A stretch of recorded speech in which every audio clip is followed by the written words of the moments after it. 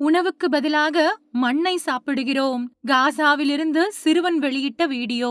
Israel Gaza போரால் காசாவில் உணவு தட்டுப்பாடு ஏற்பட்டுள்ளது. இதனால் காசாவில் உணவிற்கு பதிலாக மண்ணை சாப்பிடுவதாகவும் எங்களுக்கு உணவு வழங்குங்கள் என்றும் சிறுவன் பேசிய வீடியோ பார்ப்போரை கண்கலங்க வைத்துள்ளது. இஸ்ரேல் பாலஸ்தீனம் இடையே கடந்த 2023ஆம் ஆண்டு அக்டோபர் மாதம் தொடங்கிய போர் 15 மாதங்களுக்கும் மேலாக தீவிரமாக நடைபெற்று வருகிறது. இஸ்ரேல் ராணுவத்தின் தொடர் தாக்குதலில் காசாவில் உள்ள பல்வேறு பகுதிகள் கடுமையாக சேதமடைந்துள்ளன. இதனால் மக்கள் வீடுகளை இழந்து பசி பட்டினியால் தவித்து வருகின்றனர். இதனிடையே கடந்த சில நாட்களுக்கு முன்பு 48 மணி நேரத்திற்குள் காசாவில் உள்ள குழந்தைகளுக்கு உணவு கிடைக்கவில்லை எனில் அங்குள்ள குழந்தைகள் இறந்துவிடும் என்று ஐக்கிய நாடுகள் அவை தெரிவித்திருந்தது. இதனிடையே அமெரிக்க அதிபர் டொனால்டு டிரம்பின் பேச்சுவார்த்தையை அடுத்து இஸ்ரேல் காசா இடையே போர் நிறுத்த ஒப்பந்தம் கையெழுத்தானது. இந்த போர் நிறுத்த ஒப்பந்தத்தின்படி ஹமாஸ் அமைப்பினர் பணைய கைதிகளாக பிடித்துச் சென்றிருந்த இஸ்ரேல் நாட்டைச் சேர்ந்தவர்களை விடுவித்தனர். இதற்கு பதிலாக இஸ்ரேலும் பாலஸ்தீன கைதிகளை விடுவித்து வந்தது.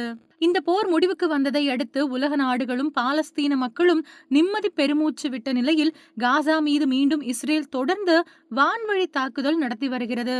இந்த போரை நிறுத்துவதற்கு எந்த வகையிலும் வாய்ப்பு இல்லை என்று இஸ்ரேல் நாட்டின் பிரதமர் பெஞ்சமின் நெதன்யாகு உறுதியாக தெரிவித்துள்ளார்.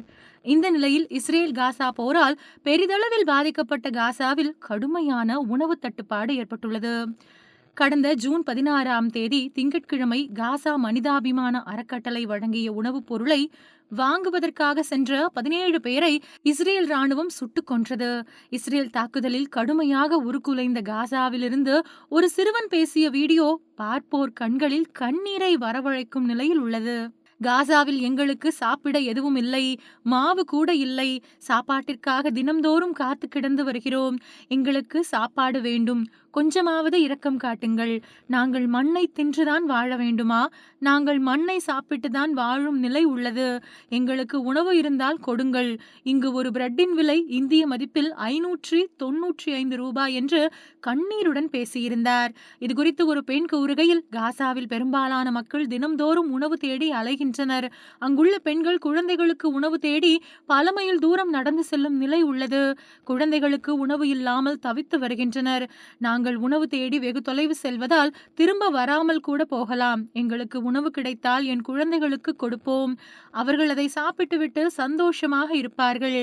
நாங்கள் உயிருடன் உணவோடு வருவோமா அல்லது வெள்ளை துணியில் மூடி வைக்கப்பட்டு உடல் மட்டும் வருமா என்பது கடவுளுக்குத்தான் தெரியும். இதுதான் எங்கள் வாழ்க்கை. நாங்கள் உயிருடன் படுகொலை செய்யப்படுகிறோம். சில நேரம் உணவு கிடைக்காமல் வீட்டுக்கு வந்திருக்கிறோம்.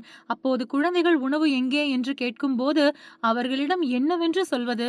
காசாவில் உணவின் விலை அதிகளவு உயர்ந்துள்ளதால் அந்த உணவை காசு கொடுத்து வாங்குவது அவ்வளவு எளிதல்ல. தொண்டு நிறுவனங்கள் உள்ளிட்டவை உணவு அளிக்கின்றன. ஆனால் நாங்கள் செல்வதற்குள் அந்த உணவு தீர்ந்துவிடும் என்று கண்ணீருடன் அந்த பெண் கூறினார்.